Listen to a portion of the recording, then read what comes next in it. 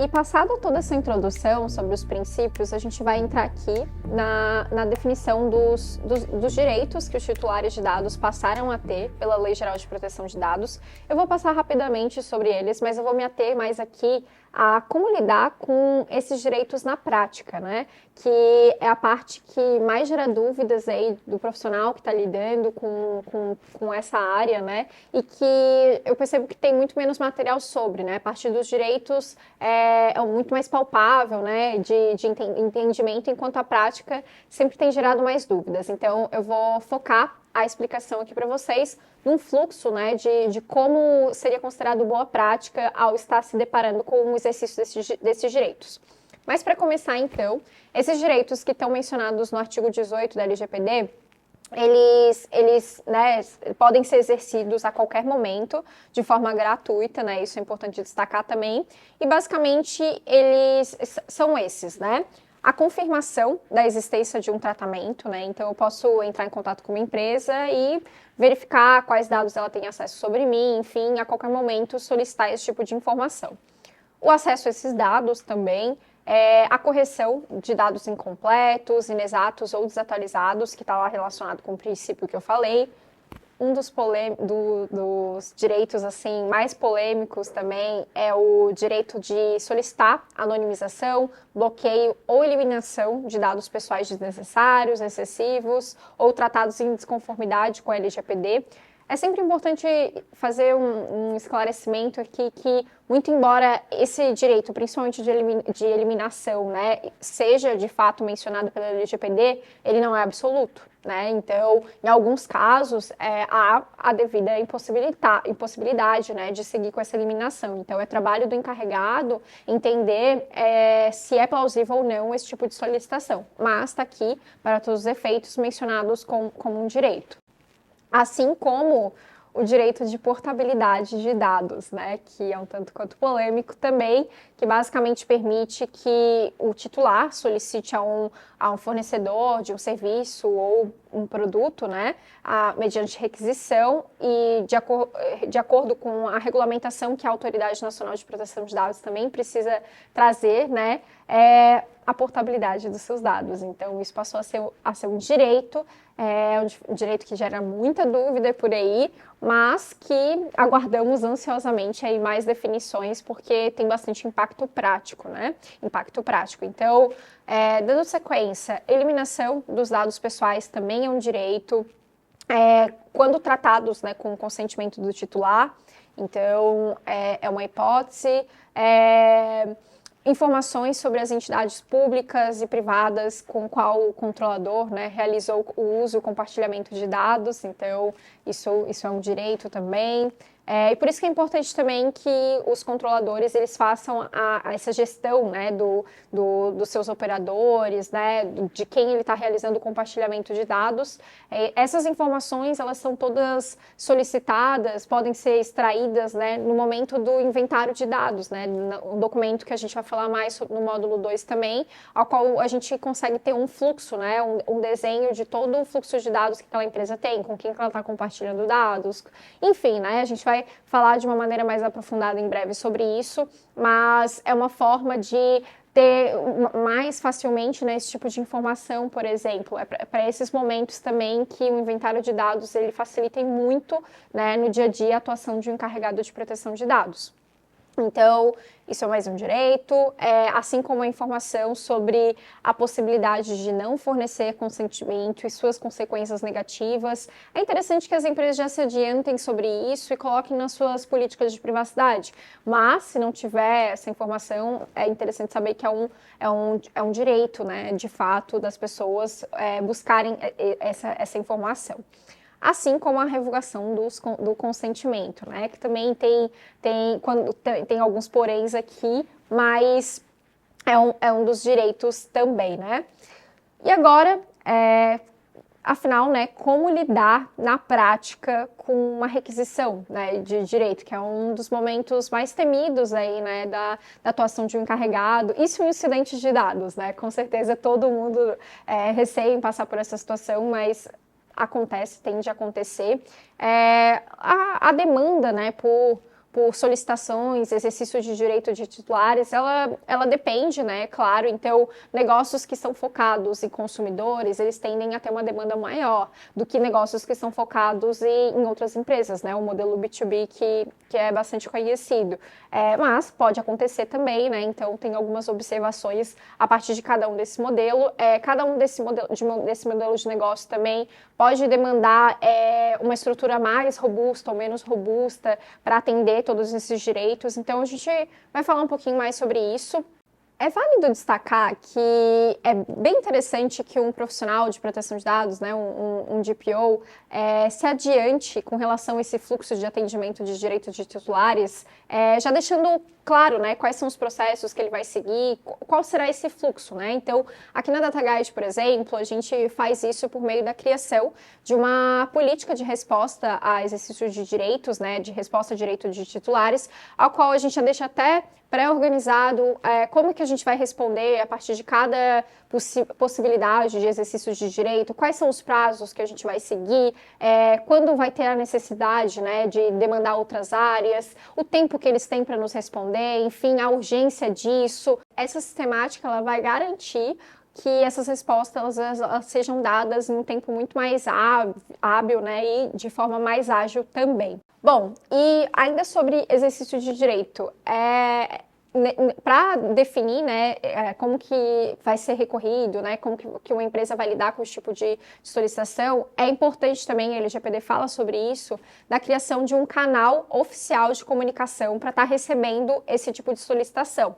Então, como eu falei, a complexidade ou não da criação desse tipo de canal vai depender da complexidade daquele negócio. Então, se é uma empresa que recebe um volume muito grande de solicitações, seja porque trabalha com consumidores em massa, enfim, talvez só criar um grupo de e-mail, que é o mais comum que tem acontecido ali no mercado hoje, né, um e-mailzinho de DPO, @DataGuide, por exemplo, nós temos esse e-mail, pode ser que esse tipo de dinâmica seja muito difícil de ser gerenciado somente por e-mail para uma empresa que recebe muitas solicitações. Então, para isso já existe até no mercado algumas ferramentas, alguns sistemas que facilitam esse gerenciamento, até no exercício, né, na exclusão facilitada, enfim.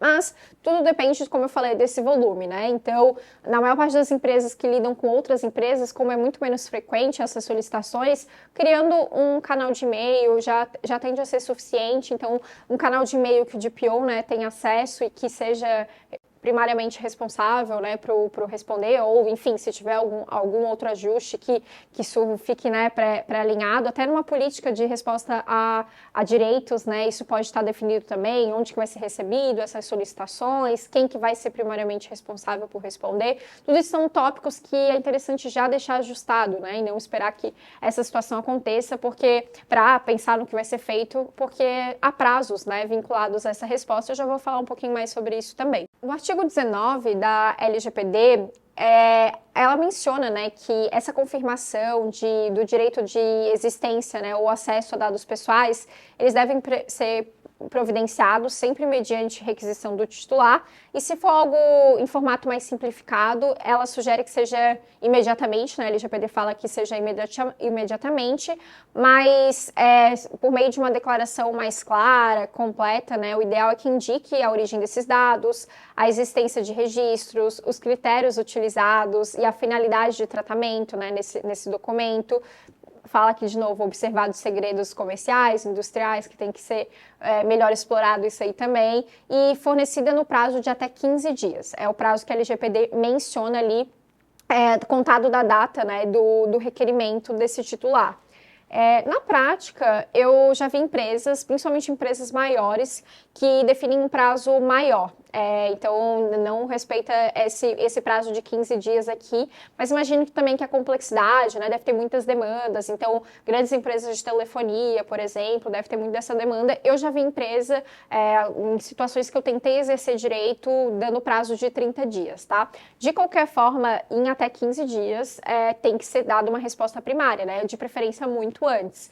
Então, assim que houver a requisição, a melhor prática é que logo em seguida seguida já seja dado ao titular uma perspectiva de quando que esse direito vai ser cumprido, enfim, ou, né, se for uma solicitação mais prévia, que seja adiantado isso para ele também. Mas tem alguns passos que eu recomendo que sejam seguidos também e analisados pelo DPO ao estar lidando com esse tipo de demanda, né? Vou passar em seguida. Um DPO que ele está lidando com uma requisição, ele deve verificar, né? Eu reforço aqui sempre 5 principais pontos, como um passo a passo. Então, a identidade desse titular, né? Verificando se você tem o contato necessário, as informações necessárias para responder essa solicitação. Para validar essa identidade é muito importante também para você não correr o risco de estar encaminhando eventualmente informações de uma pessoa de forma errônea, né, e está cometendo uma infração aqui pela LGPD, que você valide, né, essa identidade, seja solicitando um documento. Tem diferentes formas para isso, mas isso tem que sim ser considerado. Se essa requisição ela for feita por um representante legal, que é uma possibilidade que a LGPD dá, né, então um advogado, por exemplo, querendo exercer esse direito pelo titular, tem que ter um documento comprobatório também, né, da responsabilidade desse representante legal. Então, uma procuração, por exemplo, né? Então, é importante validar isso antes de responder esse titular, esse requerente, né? Vamos assim dizer. E sempre que a descrição também das razões sobre o direito que se pretende exercer, é um dos tópicos também que a gente tem que considerar aqui para estar respondendo. É interessante questionar, né, se isso já não veio claro. E sempre que possível, informações que auxiliem na localização, né, dos dados pessoais dessa pessoa. Então, esse tipo de ajuda, ela pode ser solicitada também, né? São alguns passos aqui que são prévios à resposta ao atendimento desse direito que eu reforço aqui de ser considerado ao estar lidando. E como eu falei anteriormente, esses direitos que a LGPD confere, eles não são absolutos, né? Então, tem alguns casos que não vai ser possível o atendimento, então ele pode ser julgado improcedente, vamos assim dizer. E eu mapeei aqui também para passar para vocês algumas situações que são comuns de acabar gerando, né, essa improcedência, essa impossibilidade de atendimento. Então, vou passar aqui para vocês também para, se acontecer com vocês, né, já ser mais claro como lidar com esse tipo de situação. Então, o primeiro caso, né, se esse requerente ele não for o titular dos dados pessoais, né, ou o representante legal não estiver devidamente legitimado, então por isso que é importante fazer essa análise prévia antes. Quando existir uma exigência legal ou alguma outra legislação que impede o exercício de algum tipo de direito, como de eliminação, por exemplo, né? Então, isso pode ser considerado. Vou dar um exemplo. Um titular ele entra em contato com uma empresa exigindo que essa empresa ela realize a exclusão de todos os seus dados. Essa empresa, ela tem alguns dados que ela é obrigada a manter, por exemplo. Então, para eu emitir uma nota fiscal e cumprir com minhas obrigações fiscais, eu preciso solicitar dados pessoais em muitos casos, né? Principalmente se eu estiver lidando aqui com uma pessoa física. Então, não é razoável uma pessoa pedir para excluir esses dados também, né? Porque daí eu vou estar descumprindo com as minhas obrigações. Uma segunda situação é nos casos que haja uma exigência legal, por exemplo, né, ou regulatória, que impeça o exercício desse direito. Então, como eu falei, esses direitos eles existem, mas eles não são absolutos. Então, cabe ao DPO, encarregado de proteção de dados, estar analisando a viabilidade disso ou não. Então, é comum, por exemplo, a manutenção de alguns dados pelo período de 5 anos, seja para uma empresa está cumprindo obrigações fiscais, por exemplo, instituições de saúde, tem algumas peculiaridades também de dados que ela tem prazo para manter. Então, nesses casos, né, o DPO ele vai ter que mapear.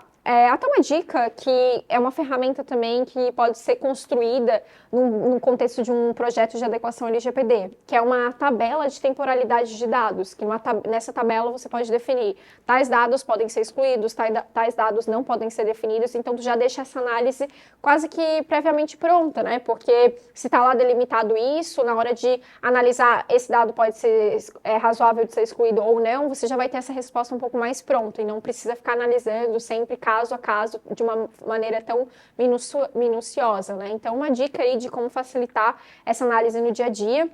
E é uma ferramenta que a gente cria também no contexto dos nossos projetos, por exemplo, para facilitar.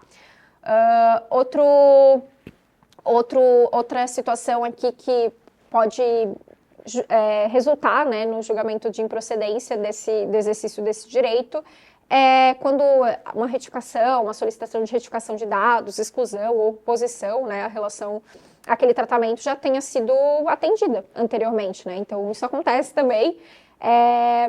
Assim como a situação de que essa solicitação conflitar com alguma outra política interna elaborada, tá? Então, são algumas situações mais comuns aí. De qualquer forma, mesmo na impossibilidade de alguns desses direitos, essa resposta tem que ser devidamente justificada e dentro do prazo, né, que a gente comentou anteriormente também. Então, essas situações, elas são situações comuns que demandam ali, né, uma resposta negativa no caso de exercício desses direitos. De qualquer forma, essa negativa ela tem que ser repassada, né, ao titular, ela tem que ser respondida no mesmo prazo para o atendimento, né? Então, tudo isso tem que ser formalizado também. O fluxo é o mesmo, mas, né, vinculado à negativa e ela justificada. Agora falando sobre próximos passos quando o exercício de direito não está dentro dessas situações e sim, né, elas devem ser atendidas, né? Então, basicamente, qual é o fluxo recomendado aqui, né? Após essa verificação de identidade, o encarregado ele tem que responder isso em até 15 dias corridos, né? Então, é importante se vincular a esse prazo mesmo. Em casos de requisições, às vezes, que são mais complexas, às vezes alguma exigência legal, regulatória, ou alguma outra situação que impacta, né, no atendimento dessa requisição em mais de 15 dias, o requerente ele tem que ser informado sobre isso, né? Então, um ponto que tem que ser considerado também com a informação sobre o novo prazo e a justificativa para não estar cumprindo, né, esse direito dentro desse prazo. E ele tem que ser mantido atualizado sobre essas negativas também. Então, por isso que se houver muitas dessas dinâmicas numa empresa, alguns sistemas eles facilitam bastante mesmo toda essa dinâmica, porque não é fácil, né, seguir em massa com todas essas boas práticas. Com situações mais pontuais é realmente factível do DPO mesmo, estar seguindo com esse passo a passo ali, controlar, né, ter mecanismos para controlar, fazer a gestão de todos esses direitos, né? Então,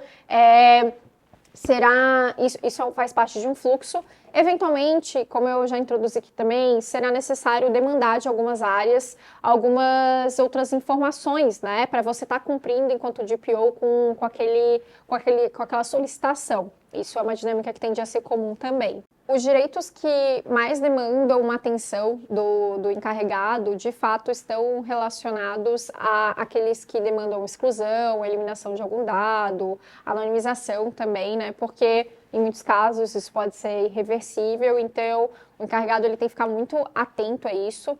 E, de qualquer forma, ao lidar com esse tipo de solicitação, é necessário que seja formalizado, né? Então, essa resposta, que seja mantido todo esse registro por, no mínimo, 5 anos. É o prazo que a gente sugere aqui de estar mantendo todas essas informações sobre esses atendimentos, essas negativas, que é o prazo, né, ao qual as pessoas podem estar entrando ali com um processo contra essas empresas, uma empresa, né, a partir de seus direitos, enfim. Então, 5 anos é o prazo que é mais recomendado, vamos assim dizer. Então, essas são observações que valem ser consideradas ao estar lidando com exercício de direito na prática.